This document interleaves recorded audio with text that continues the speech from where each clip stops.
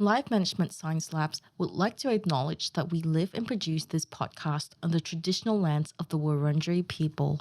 We'd also like to acknowledge the traditional owners of the lands of our listeners and our international colleagues. We'd like to pay our respects to their elders past, present, and emerging.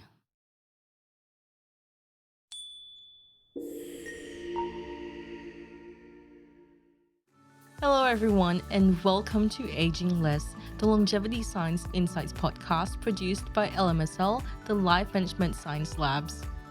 We are champions of life management science, providing structured insights informed by science and inspired by practice on key aspects of conscious living. Each week, we bring you scientific and practical insights on each element with the expert knowledge of professionals in the field. I'm your host, Marie Stella, coming to your ears from Naarm, Melbourne, Australia. Let's learn together. Hello, everyone, and welcome back to the show. Today, we will be discussing stress in relation to rising temperatures and how we can manage the heat and stay calm under the pressures of climate change. Talking us through this topic today is our expert, Rajib Dasgupta. Rajib is a professor and chairperson at the Centre of Social Medicine and Community Health at Jawaharlal Nehru University in New Delhi. He is a public health physician with 3 decades of experience in the public health services and academia and brings together the optimal mix of epidemiology, social sciences, program management, research, and policy engagement.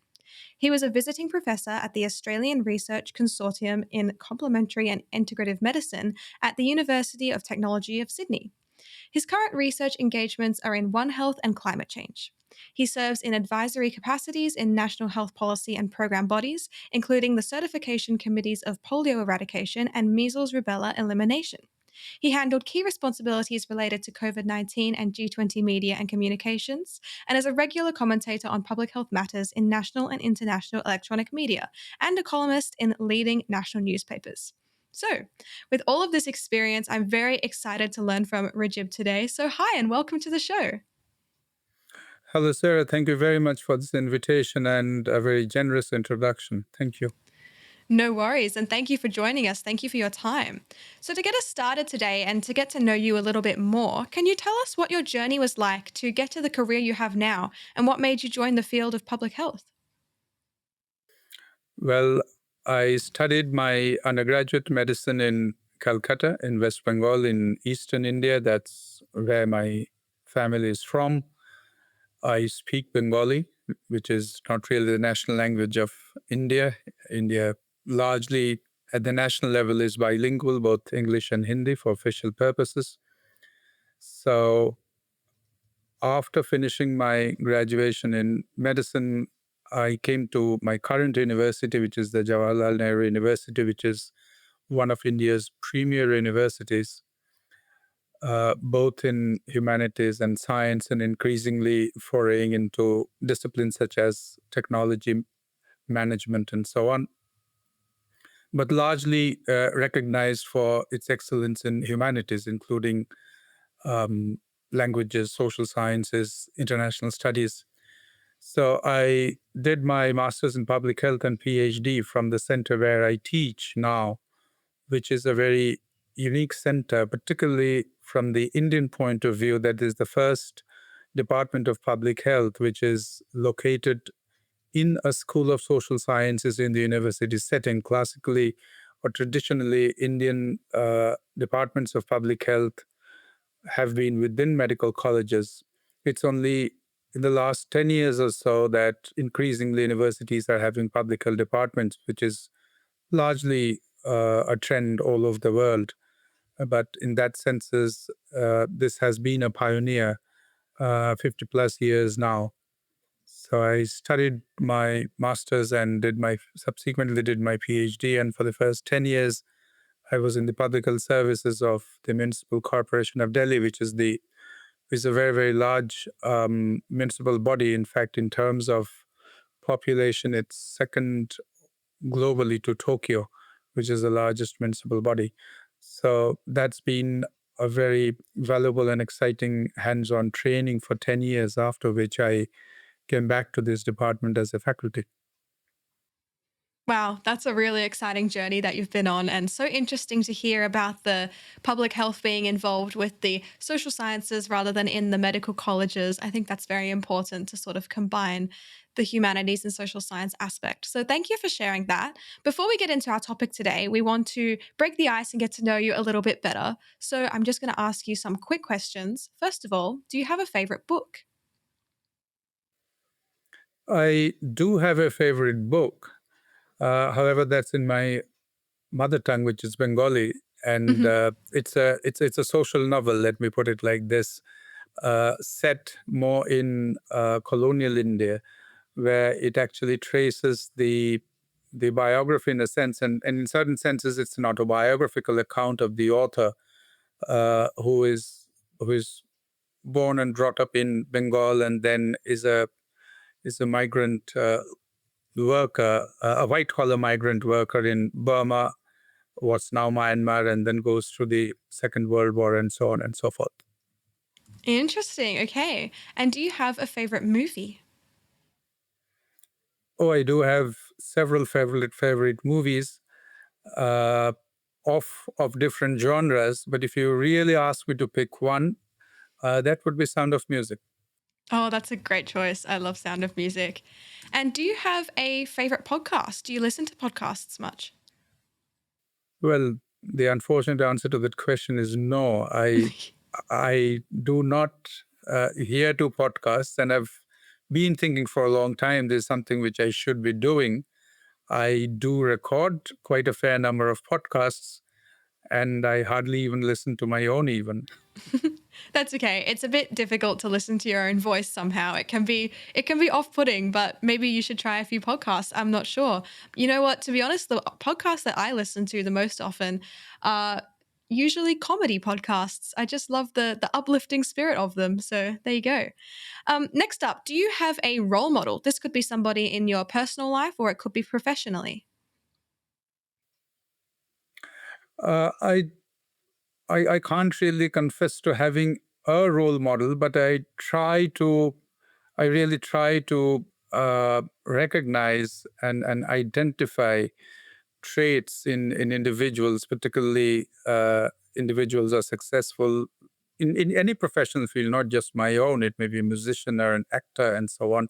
I do enjoy reading their biographies. Of course, the shorter ones, which are available on the internet, are not really biographies in that sense. And I do try to identify traits that are inspirational or that I think matters or mattered in their own fields, and how they actually carve success in their own fields. Yeah, that's a great answer. And finally, do you have a favorite class or course that you've taken, or maybe even something that you've taught? What I really enjoy teaching is social determinants of health. It's not really a whole course on its own, but I do teach, or I do connect rather, not just teach social determinants in its various dimensions. So it could be recognizing social determinants elements in One Health or in climate change or even in diseases and so on and so forth. Yeah, interesting. All right. So now that we've got to know you a bit better, we're going to dive into our topic for today. And first of all, we're going to get some definitions and basic understanding under our belt. So, my first question for you is how would you define longevity? Well, longevity, of course, one talks of biological age, which is what your body has aged. One talks of chronological age, which is the number of years that you have lived. In India, we are a young country relatively at present. A very large proportion of the population is under 35. And at the same time, there's also fast aging population. So as far as India goes, what's really on the horizon is the emerging challenge of a pretty large elderly population. Uh, and as I said, we also have a very large young population. So India is really seeking to balance the needs of both. Mm, absolutely. And so, For our topic today, how would you say that stress and high temperatures are related? And does this change as we age? Yeah, so just to set the context, I'm now part of a large Wellcome Trust grant, and this Wellcome Trust grant has been awarded in last year, which is, in fact, it began in 2023, uh, to 9 countries in the global south, each looking at heat and heat stress within their own contexts. And specifically in the Indian context, we are looking at 2 cities. India also is urbanizing very fast, so that's also an additional dimension of the multitude of challenges that India is facing and responding to, not just facing.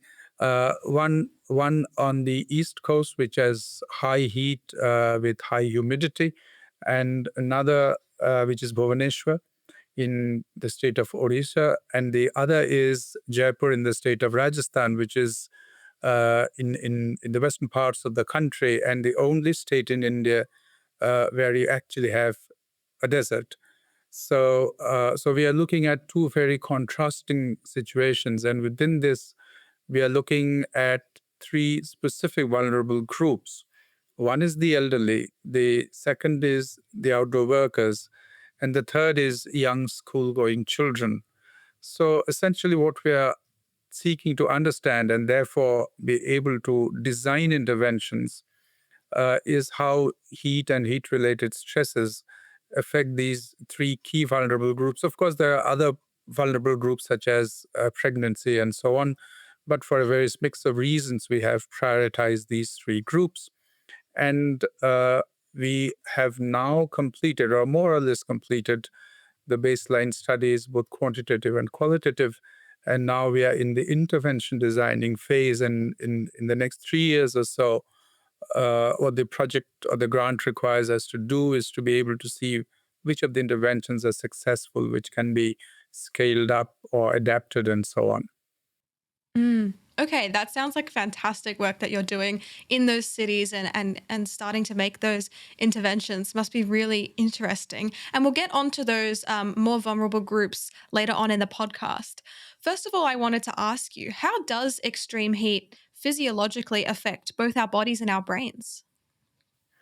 So essentially, uh, set in the background context of climate change, heat stress has emerged as a very key element, and that's not just in in in the tropics, such as India is, or Australia has its own share of heat challenges. Europe has had its share of heat challenges. It may be somewhat different in different geographic contexts, but what broadly the major challenges are adverse mortality and morbidity impacts from high heat. They also come in with economic consequences, and which in turn also contribute to the stress mechanisms. So the economic consequences can be reduction in the number of hours or days of heat waves, job losses, or income losses.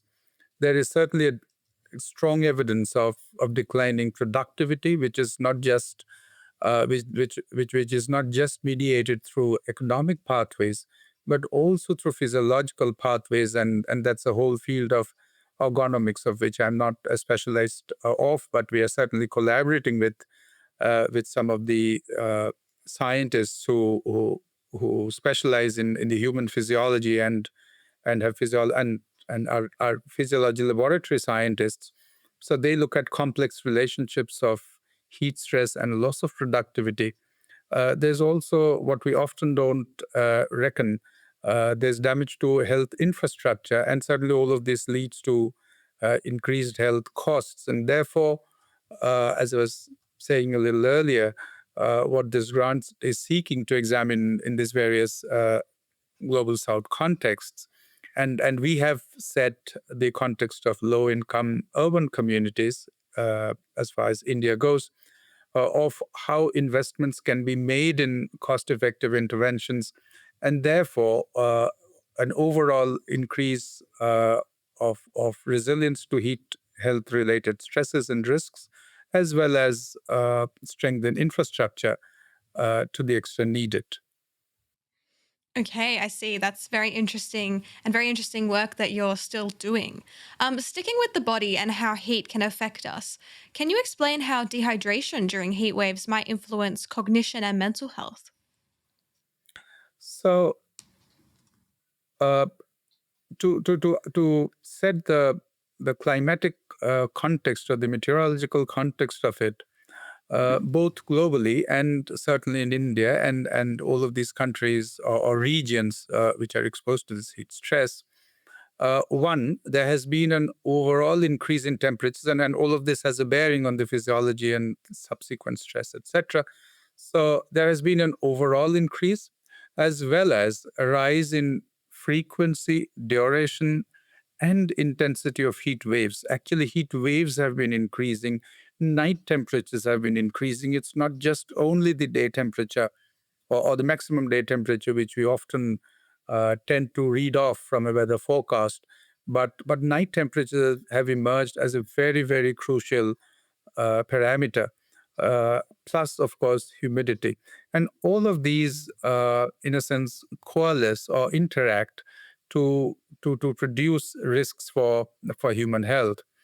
And therefore, in physiological terms, heat stress is associated with heat rash, with cramps, with exhaustion. Exhaustion has emerged as a very frequent response in our quantitative data round. Heat stroke and even hospitalization, and in rare cases, deaths.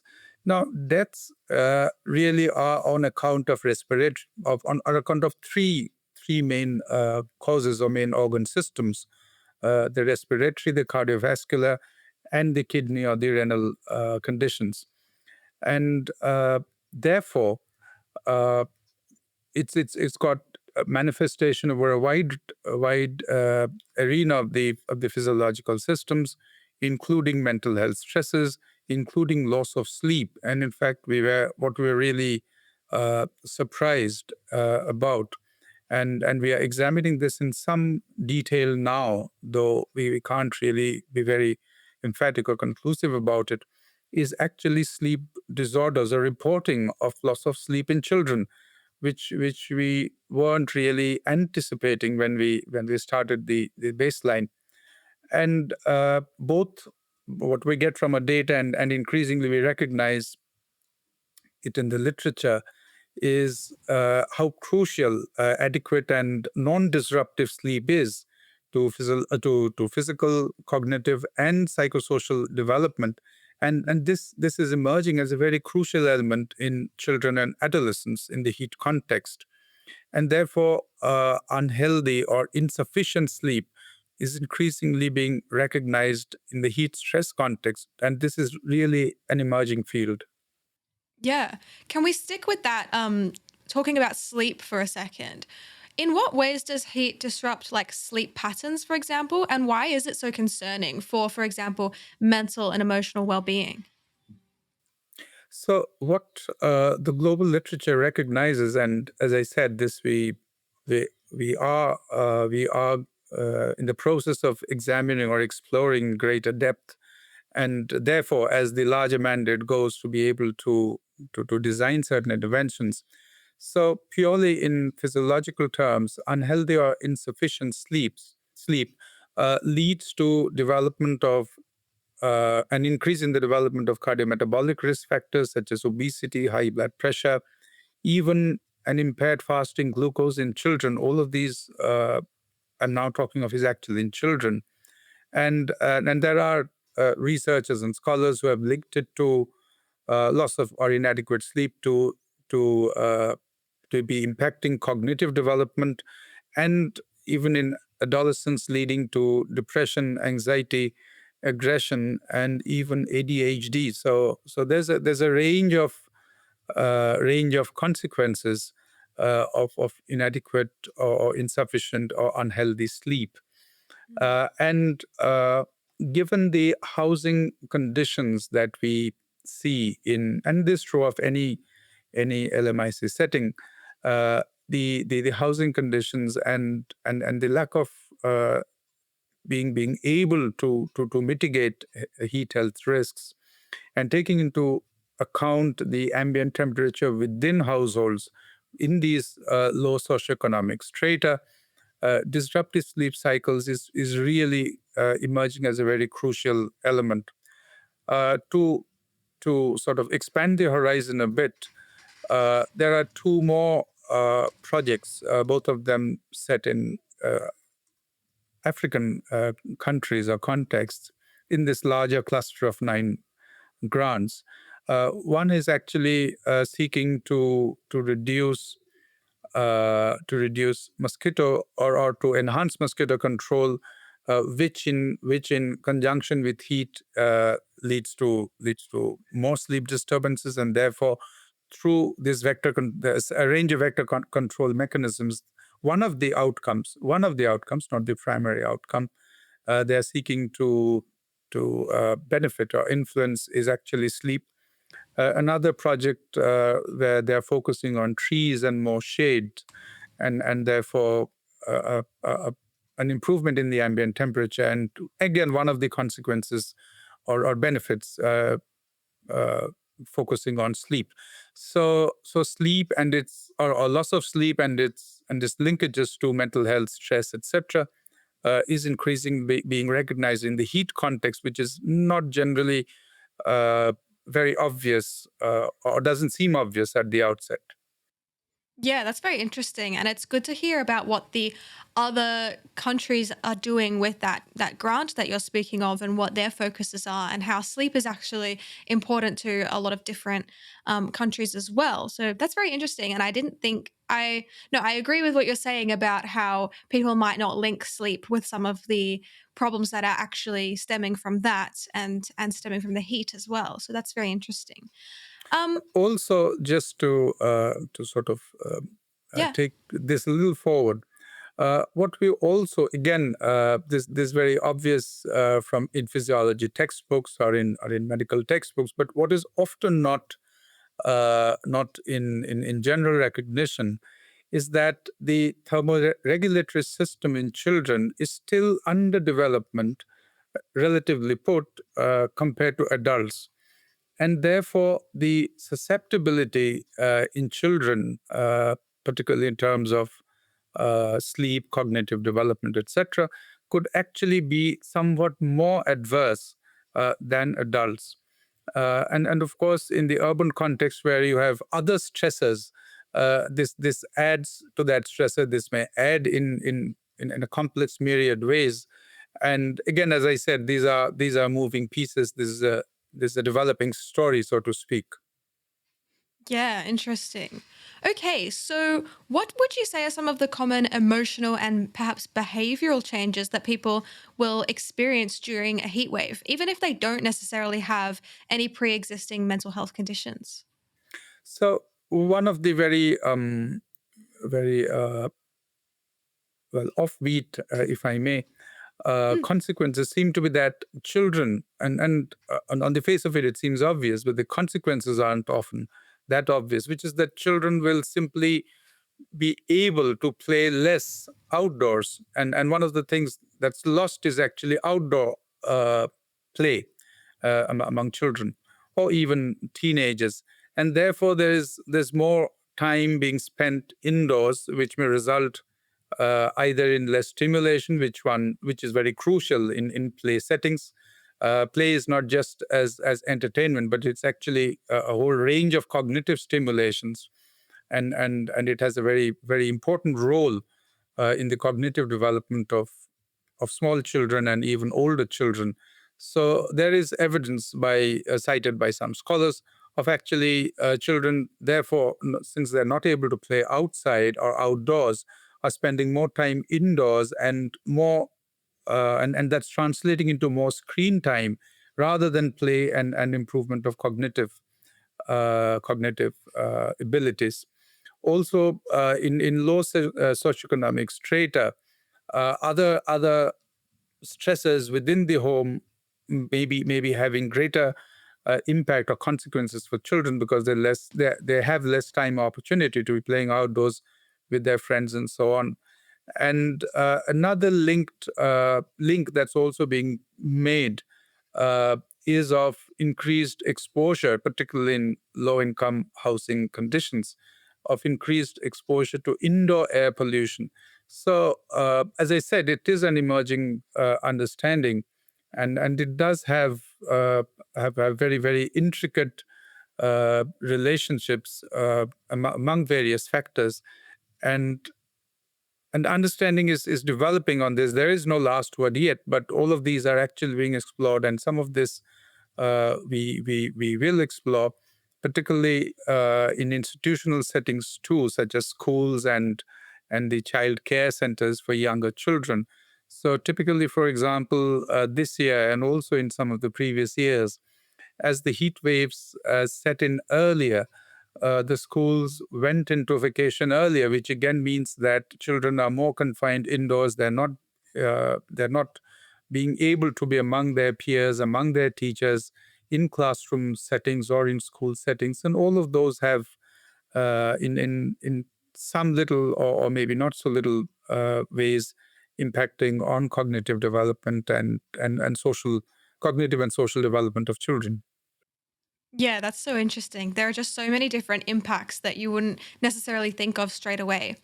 I would like to move back to those three groups that you mentioned at the start of the podcast: children, the elderly, and outdoor workers. There's always going to be groups that are going to be more vulnerable in society to, these heat-related challenges. Maybe also people with chronic health conditions or just physical health challenges in some capacity.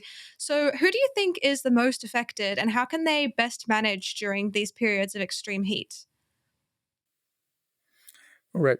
So one of the things, for example, we are examining is data available from India's National Sample Surveys, which are pretty robust national level surveys, and some rounds of this survey actually gives you pretty granular data to the extent possible in a large national survey about illnesses and treatment and so on. So we are looking at summer and non-summer incidence of diseases in across several major categories, particularly cardiovascular, respiratory, and infectious diseases. And we are also looking at economic costs. In fact, this is ours is a team which has public health physicians, epidemiologists, demographers, and a very strong economics component, particularly what we will be soon getting into as the project progresses into behavioral economic decisions and choices vis-a-vis intervention. So one of the things that we're looking at also are choices made during summer and non-summer months based on increased morbidities that's being reported through these national surveys, and we are actually linking that to weather data, because you can actually find or locate the date of survey and the location of that particular respondent or household, and therefore be actually able to link it back to temperature. And unfortunately, a very wide range of meteorological data is today available, both in global context as well as in India. So some of these very exciting correlations are possible today. We are also examining uh, whether, for example, and as I was discussing earlier, that this has very obvious and very, very immediate economic consequences in terms of lower productivity and so on, and job losses and so on. Does it mean that, at least for some vulnerable groups, summer and non-summer incomes or expenditures are different, and therefore, if certain illnesses are higher, what does this mean for what a family or a household is able to spend on medical treatment, or the choices in terms of accessing providers that vulnerable groups may make? Now, how this exactly plays out for the elderly or for the outdoor worker, these are more nuanced analysis that we would be getting into. Uh, occupation is, of course, not available from this. For that we'll have to rely on primary data or even qualitative experiences. But in this to this national sample survey, we will be able to discern what's happening to elderly or the children in terms of the illnesses that have been captured. So these are some of the work we are doing, and therefore these actually allow us increasingly to be able to make more nuanced observations or analysis on these dimensions. Yeah, this work that you're doing really sounds so fascinating, and I really hope that it can make a difference because it's clearly so interesting and you're getting so much data, and I'm really enjoying learning about it. So I would like to now though move on to the real life application of some of what we've been talking about, what people can actually do if they are suffering through some extreme heat. So first of all, what would you say are some simple evidence-based changes that people can make in their daily routines to cope with the heat better? Um, One of the things that we need to recognize, particularly in low-income contexts, or the urban low-income contexts, or even rural uh, populations or communities, is actually, and particularly those who are working outside, which includes a very wide range of work, from agricultural work to even health workers or police personnel, and then certainly those working in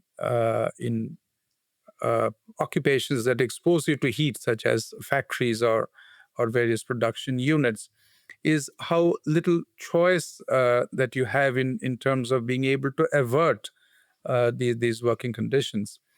Uh, and many or increasingly, these are pretty informal work settings where you actually do not have certain work protections, uh, and therefore this is a challenge that's been increasingly recognized, is the additional vulnerability of certain occupational types. And therefore, to connect back to your question, what's being increasingly recognized and attempted is to be able to respond to these specific occupational vulnerabilities. Now, that may often be easier said than done, but just to give you an example, and this is true of many countries, not just India or some of the more hotter parts of India, is actually changing work times or school times or even hospital times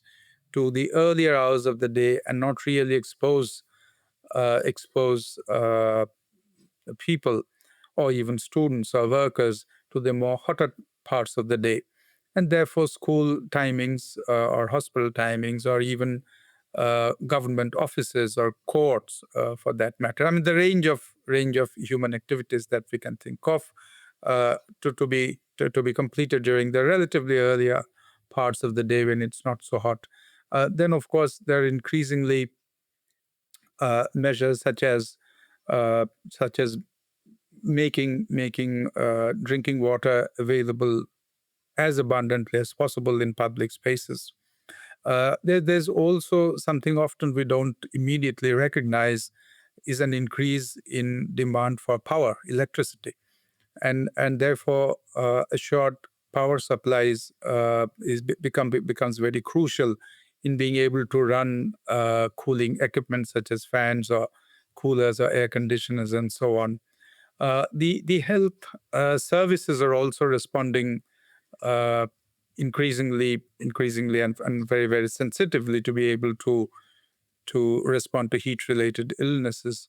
So in India, for example, what's being operationalized, it's still an evolving thing, of actually setting in surveillance systems or surveillance mechanisms for heat-related illnesses, and actually heat-related illnesses getting reported of primary or more frontline medical institutions being able to manage heat stress, to be able to equip these relatively frontline institutions with adequate equipment or with adequate cooling mechanisms, to be able to manage heat-related illnesses better. So there is this range of activities, or a very wide range of fronts on which health systems, social systems, and infrastructure in general, or urban governance in general, is responding. Yeah, I love that idea of getting up earlier and working earlier in the day to avoid the heat in the middle of the day, or perhaps even after the sun sets, although that might not be possible because obviously it'll be dark by that point. Because I did experience this myself, actually. I was privileged enough to go on a trip to Greece, and during that, it was a bit of an extended heat wave, and they were actually closing the archaeological sites that we were visiting on the tour at certain times of the day because it was just too hot to be out there. And at those sites, there's generally no shade cover, like very, very little. And so that was very interesting to see. And it was a really good idea to try and go there in the morning as soon as you can. So I think that's a great solution there. But this also comes with a downside, and the downside is as follows.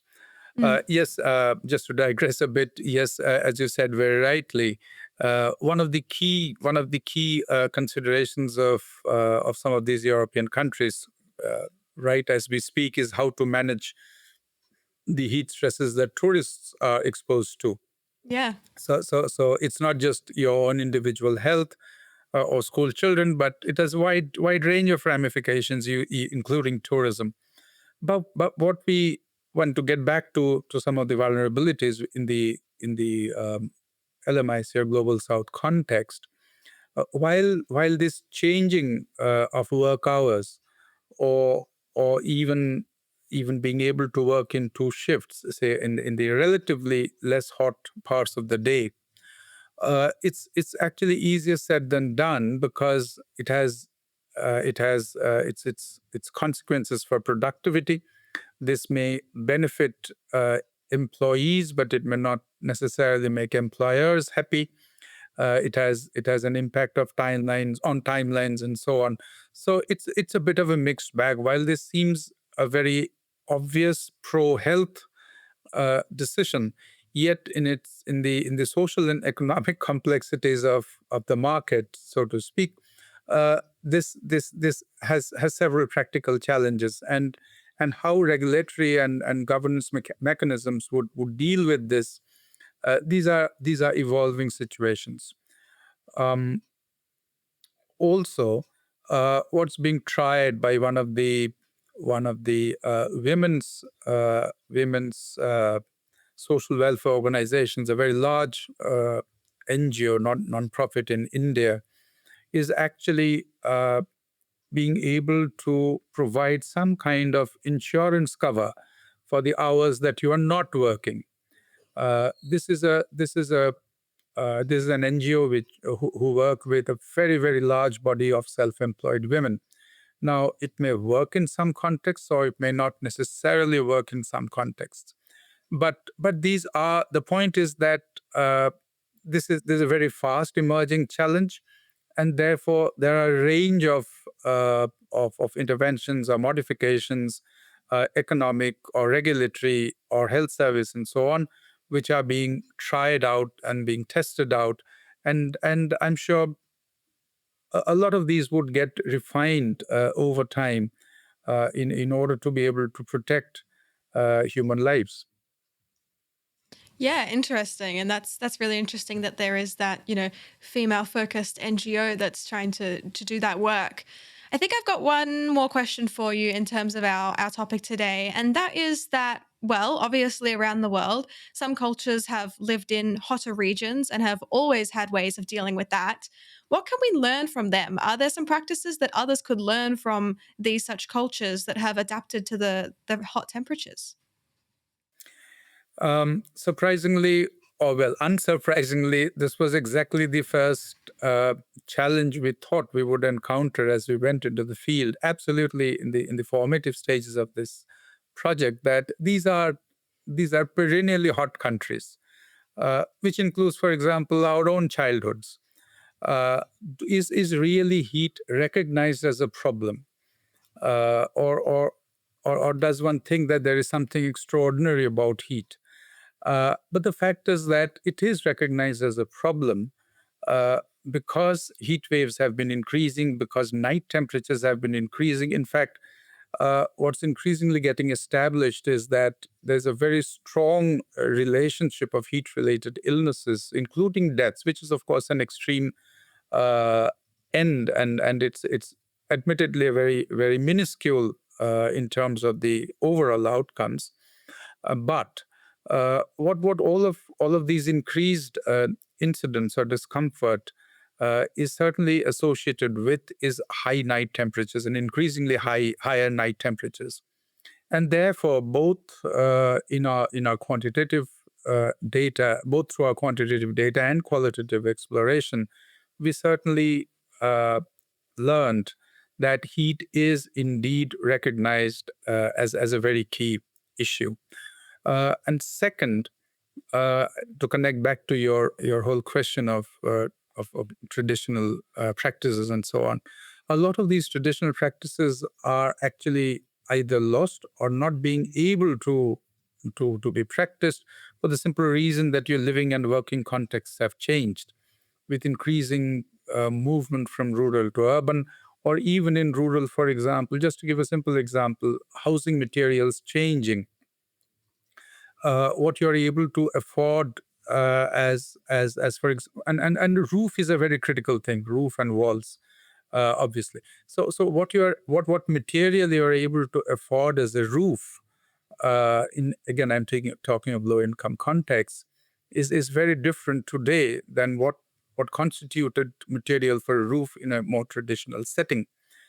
Yet, I emphasize, across these cultures, and we are looking at very different cultures, and even within these very large Indian cities, there are migrants from different parts of the country, or certainly within from different parts of the same state, and each state is pretty diverse in their own geographies and cultures and histories. People also do tend to or do try to practice as much as the traditional knowledge and traditional practice that there had been, and we are also certainly looking at those, and therefore one of the building blocks of our interventions is a comprise of both traditional practices and some of the best practices that have emerged within particularly working populations in terms of what their employers or what regulators are providing or prescribing. And therefore, in this whole co-creation of interventions that we are working on in the current phase, we are looking, as I said, the building blocks comprise both of traditional practices as well as some of the best practices that are emerging. And all states of India, both at the state level as well as the federal level, is really very serious on responding to heat challenges and heat stresses. Yeah, absolutely. Well, I'm going to have to move us now to our break segment, which is unpopular opinion. Now, this is where we each share an unpopular opinion regarding the topic we've been talking about, and maybe you can give your expert opinion on them. So, I will go first. This is not necessarily my own opinion, but this is one that I have here. And this is more about people who are less accustomed to the heat. And the opinion is that these people should go outside more to force themselves to become more tolerant to the heat instead of staying inside with the air conditioning on or with the fan on. Do you think we should or should not attempt this? Well, depends whether you consider this as a physiological prescription or a more emotive one. Mm. Um, Obviously, what is certainly not advisable is to expose yourself to high heat, or any person to high heat, particularly prolonged exposure to high heat. There is abundant and convincing evidence that exposure to high heat does have adverse consequences and outcomes for those with chronic morbidities such as hypertension, high blood pressure, or diabetes, or chronic kidney disease, and so on. And in countries such as ours, uh, these chronic or non-communicable diseases or conditions are pretty high even among relatively younger populations. So any exposure, or particularly prolonged exposure, would certainly have adverse consequences, and therefore uh, access to adequate shelter is certainly very crucial. Yeah, I don't know. absolutely. I don't know whether that makes my opinion popular or unpopular. That's okay. Do you have an unpopular opinion that you'd like to share on this topic? Yeah, and that's a pretty serious one, or a serious debate, which is as Uh-huh. follows. That all countries, and while the global trend has actually been set from the European context, uh, particularly the both the World Health Organization, two UN bodies, both the WHO, the World Health Organization, and the WMO, the World Meteorological Organization, both WHO and WMO have collaborated to create templates or model heat action plans. And while this came largely over the last within the last decade, with increasing heat waves in the European context, including what we are talking of actually adversely affecting very large volumes of tourist populations in Europe, and particularly southern parts of the Europe. Heat action plans have become the norm, certainly within India. So you have heat action plans at the national level, at the state level, and increasingly at city levels. Now, coming to the unpopular part, this is just to set the context, but of course, this is bearing on the larger discussion that we're having. Uh, Essentially, that these waves or high heat is actually seen or cast or framed as a disaster. And therefore, both the response to and the authority or the designated authority for responding to high heat or high heat conditions are vested with the disaster management authorities. Now, that's been the practice so far, and that's certainly not going to change in India overnight. But what and here is the unpopular part, that while it may make some of the administrative responses easy, not let's not say easy, let's say more manageable in governance terms, but high heat is not like a disaster such as a flood or a cyclone or a tsunami, which is really episodic.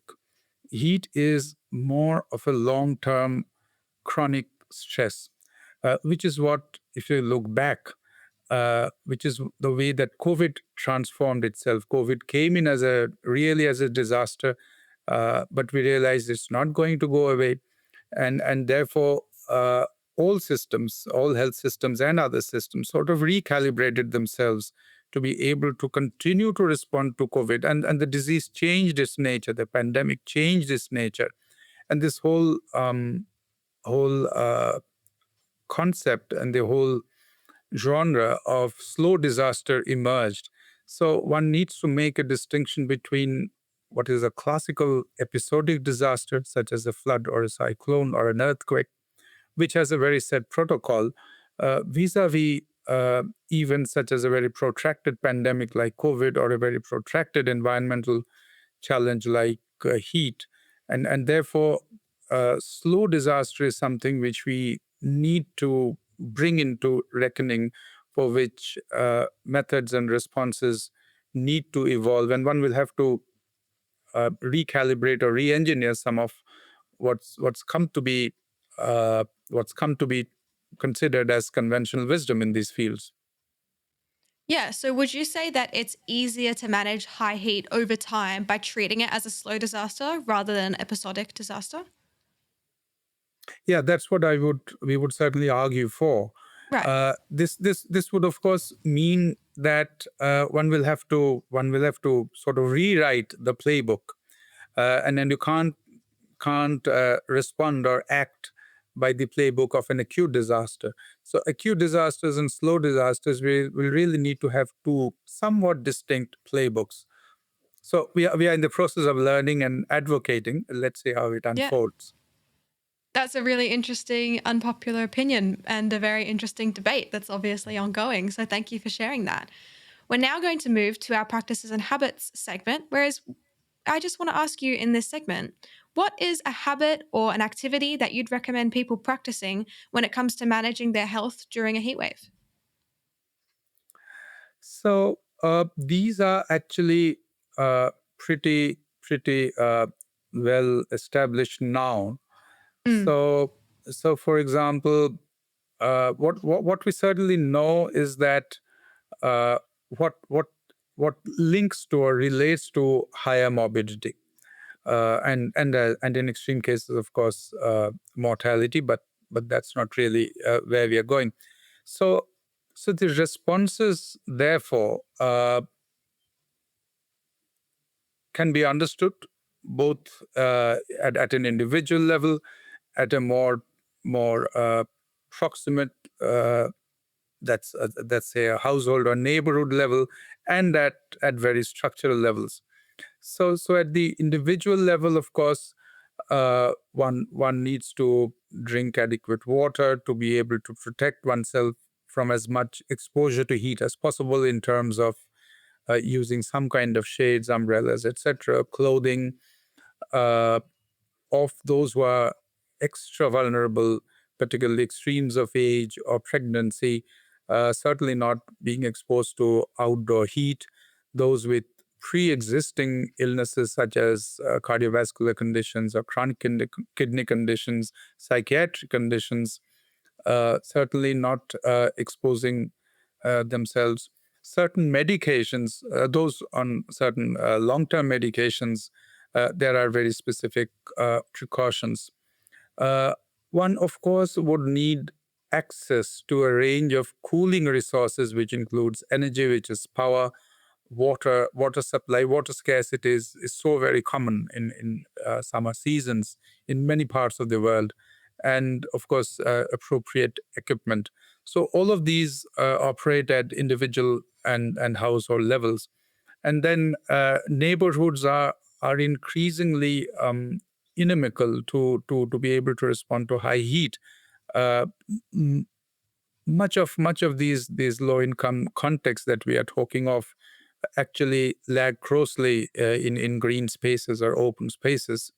So many of those won't be within the realm of individuals or households, but those are really in the realm of local governments, and needs degree of provisioning. And finally, the the governance mechanisms play a very increasing, are in fact increasingly playing this role. It's not that it's not playing this role; it's increasingly recognized, and governments and states are responding. So the very first one is heat health warning systems. Various things are being tried out. Uh, Apps and smartphones is an emerging field. So there are several heat health warning apps that are available. We are also working on those lines. And therefore, linked to that is this whole range of public awareness campaigns that governments or health departments run. And at the more difficult arena, comprise of policy and regulations, whether how do you protect certain kinds of workers, or certain occupational groups who are exposed to very high heat, and there is actually relatively little, or often so little, that's being acted upon in the medium term and long term dimensions, such as urban planning, such as transport, and so on. So this is not going to get solved overnight, obviously, but as I said, I can certainly speak for the Indian context, and it's equally true for global contexts and other country contexts, that all countries are responding to, and the heat action plans are increasing. I'm speaking for the Indian context, are increasingly actually getting refined. It's it some of the plans, for example, does recognize that there could be increased violence, there could be increased contestation over resources such as water or power, shared resources, and therefore there is a great degree of thought and action being put into this. Yeah, absolutely. That's some amazing advice that you shared there. And certainly people should be careful, as you said, if they're on medications or have health issues that would put them at a higher risk. So thank you for sharing that amazing advice. We are coming close to the end of our podcast now. So I'm going to move to the open mic. This is your chance to talk about anything you're passionate about. It doesn't even have to be related to what we've discussed so far, but of course it can be because I imagine you are very passionate about this topic. So if you have something to share with the audience, the floor is yours. Okay, thank you. And it connects back to one of the earlier questions, or one of the opening questions that you asked about something that I think you said you enjoy teaching and so on, Mhm. which is really social determinants of health and health equity, and increasingly that we see the disparities, the health disparities in any society for that matter, across countries and across regions in the globe. Uh, Inequities, particularly health inequities, is a very increasing concern. Even when you have very well defined goals such as the social sustainable development goals, the SDGs. Uh, while SDGs, for example, set certain goals so that we are essentially able to move forward and reduce inequities, still within inequities do remain, and they're an increasing challenge.